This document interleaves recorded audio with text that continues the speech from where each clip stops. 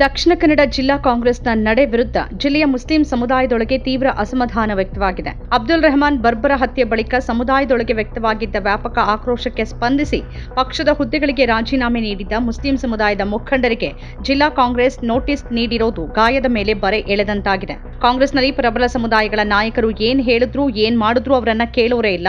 ಲಿಂಗಾಯತ ಒಕ್ಕಲಿಗ ಸಮುದಾಯಗಳ ಮುಖಂಡರು ನೇರವಾಗಿ ಪಕ್ಷದ ನಾಯಕತ್ವವನ್ನೇ ಪ್ರಶ್ನೆ ಮಾಡಿದ್ರು.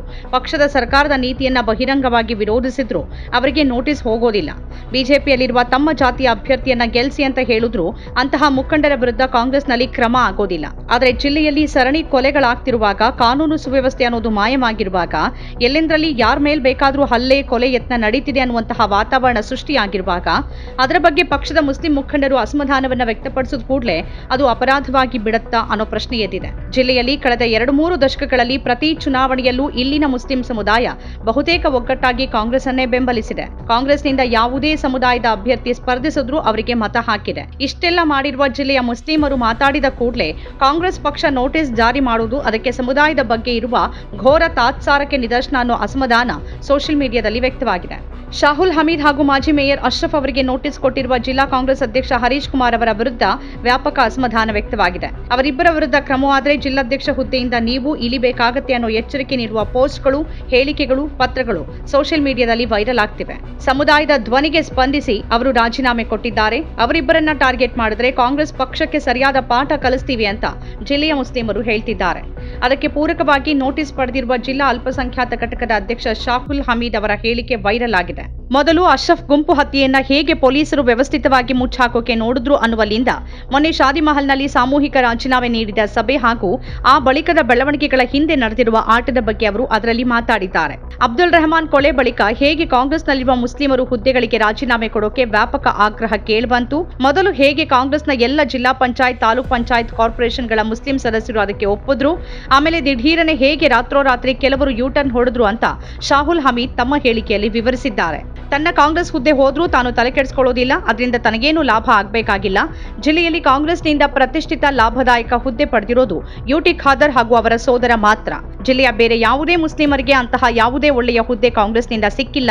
ಸಾಮೂಹಿಕ ರಾಜೀನಾಮೆ ವಿಷಯದಲ್ಲಿ ಉಳ್ಳಾಲ ಕ್ಷೇತ್ರದವರು ನಮ್ಮ ಜೊತೆ ಸಹಕರಿಸಲಿಲ್ಲ ಅಂತ ಶಾಹುಲ್ ಹಮೀದ್ ಹೇಳಿದ್ದಾರೆ. ಅದರ ಜೊತೆಗೆ ಸಾಮೂಹಿಕ ರಾಜೀನಾಮೆ ವಿಷಯದಲ್ಲಿ ಕೆಲವರು ಯೂಟರ್ನ್ ಹೊಡೆಯೋಕೆ ಯಾರ ಒತ್ತಡ ಕಾರಣ ಅಂತ ನಾನು ಹೇಳೋಕ್ ಹೋಗೋದಿಲ್ಲ ಅಂತ ಶಾಹುಲ್ ಹಮೀದ್ ಹೇಳಿದ್ದಾರೆ.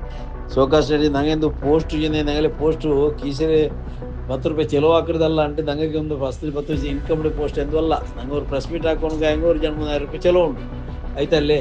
പിന്നെ ഇവിടെ ദക്ഷിണ കന്നഡ ജില്ലയിൽ മുസ്ലിംസിക്ക് ലാഭദായകമായ പോസ്റ്റുള്ളിൽ എനിക്കെത്തിയ വ്യക്തിമാർ ജണ്ടാൽ മാത്രം. എന്നാൽ യൂട്ടി ഖാദർ സാബും പിന്നെ ഇഫ്തിഖാറും അങ്ങനെ ബുട്ടെങ്കിൽ മുസ്ലിംസിക്ക് ഓർത്തേക്ക് 10 പൈസ ലാഭോടെ പോസ്റ്റിൽ ഓർത്തമില്ല. പിന്നെ അങ്ങനെ പിന്നെ ഈ പോസ്റ്റ് 400-5-6 ವರ್ಷമായിട്ട് നിങ്ങൾക്ക് എടുക്കണമെങ്കിൽ എടുക്കട്ടെ.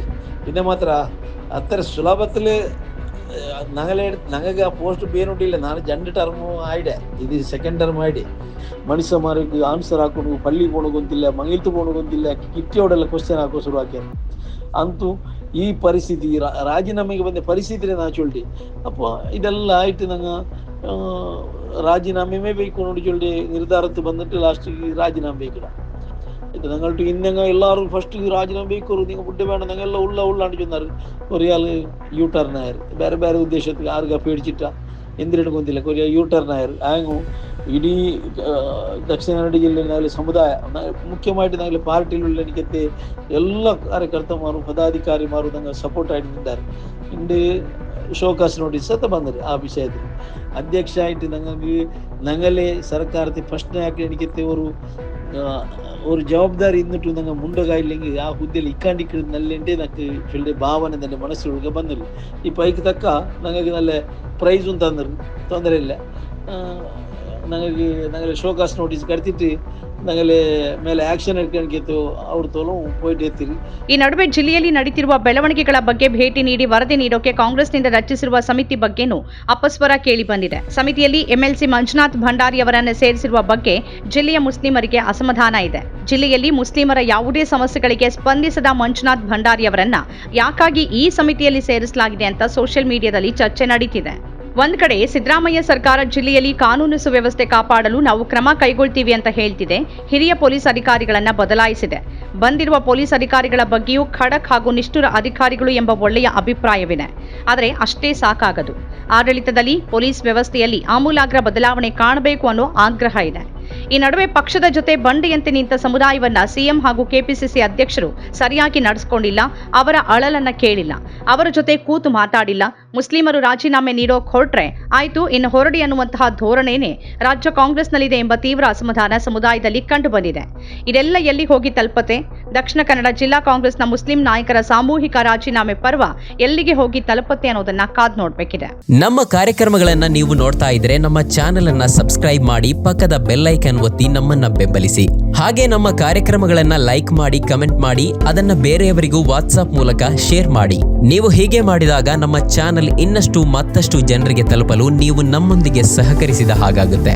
ಇದು ನೀವು ಯಾವುದೇ ಖರ್ಚಿಲ್ಲದೆ ಕೆಲವೇ ಸೆಕೆಂಡುಗಳಲ್ಲಿ ನೀಡಬಹುದಾದ ಸಹಕಾರ. ಧನ್ಯವಾದಗಳು.